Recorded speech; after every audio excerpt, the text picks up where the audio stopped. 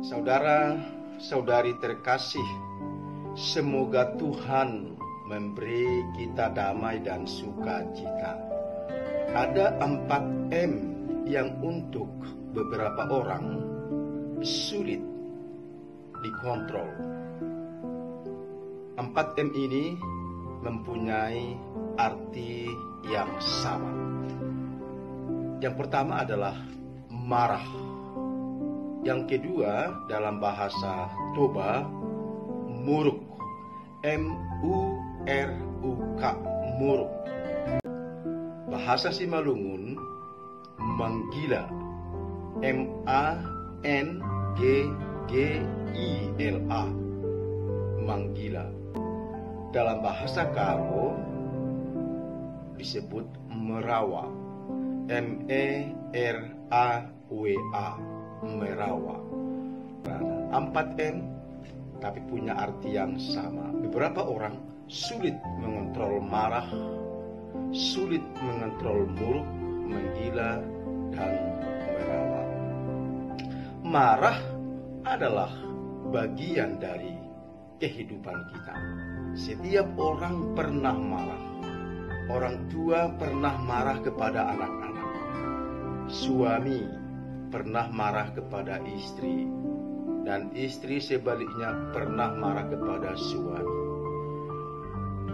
Satu keluarga pernah marah kepada tetangga, presiden kepada menteri-menterinya, para romo kepada umatnya. Bahkan Yesus pun pernah marah ketika Bait Allah dijadikan sebagai ajang bisnis, di mana di sana ada egoisme, ketidakadilan, dan penipuan, sebagaimana dikisahkan dalam Yohanes 2 ayat 13 sampai 25. Hal ini kita perlu ketahui, saudara-saudari yang terkasih.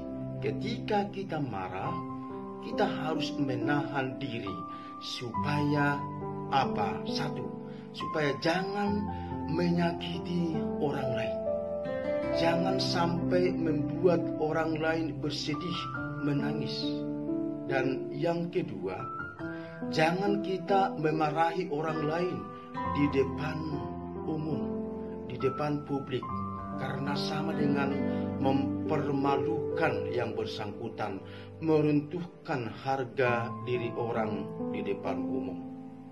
Dalam Injil dikatakan, ketika ada orang bersalah, tegurlah 4 mata, atau kalau dia belum bisa mengerti, bawalah beberapa orang, dan akhirnya bawalah kepada orang yang punya otoritas. Dan juga ketika kita marah, jangan sampai melakukan dosa, jangan sampai berbuat dosa. Dalam Efesus bab 4 ayat 26 sampai 27 dikatakan demikian. Apabila kamu marah, janganlah kamu berbuat dosa.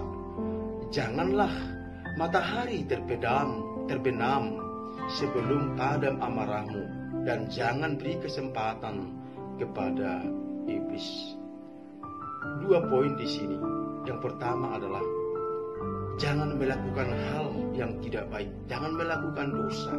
Ketika kita melihat orang lain berdosa, atau ketika kita marah, jangan sampai kita melakukan sesuatu di luar dari kontrol kita. Sepasang suami istri sudah sekian lama tidak saling cakapan karena kemarahan yang tidak terkontrol.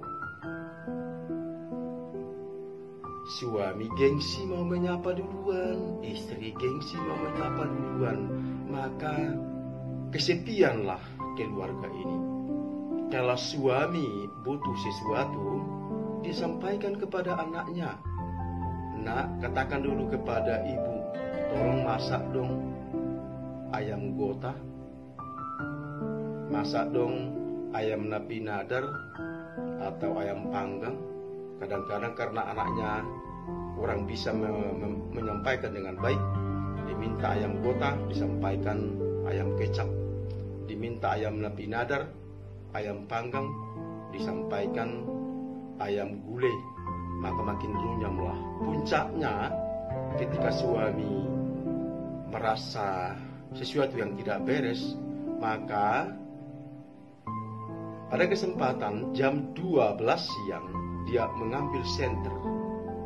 Dan dengan senter ini dia mencari sesuatu di dalam rumah itu. Dia berjalan terus. Dan senternya pun sudah kurang cas karena baterainya sudah mulai soak. Istrinya heran, apa sih yang dicari suami saya ini siang bolong pakai senter pula? Apakah ada sesuatu yang tidak beres dengan dia? Maka dia tergerak untuk bertanya, apa yang kamu cari? Suaminya berkata, aku mencari suaramu yang hilang selama ini. Istrinya senyum-senyum dan seketika itu juga mereka berdamai. Mungkin karena sudah merasa kesepian. Kemudian dalam Amsal 29 ayat 11, orang bebal melampiaskan amarahnya, tetapi orang bijaksana meredakannya. Indah sekali. Saya ulangi Amsal 29 ayat 11. Orang bebal melampiaskan amarahnya, tetapi orang bijak meredakannya. Ada seorang ibu, ada seorang istri berkata begini kepada temannya, kalau saya marah kepada suami, saya lampiaskan dengan mencuci, menggosok, membersihkan toilet. Temannya kagum dan berkata, hebat sekali kamu. Bisa kamu lampiaskan secara positif ketika engkau marah kepada suamimu. Berarti kalau suamimu marah berkali-kali dalam satu hari, begitu mengkilatlah toiletmu. Apa dia bilang? Bukan itu, jangan salah tanggap. Ketika saya marah kepada suami, saya bersihkan toilet dengan memakai sikat gigi yang biasa dipakai oleh suamiku ketika menggosok giginya.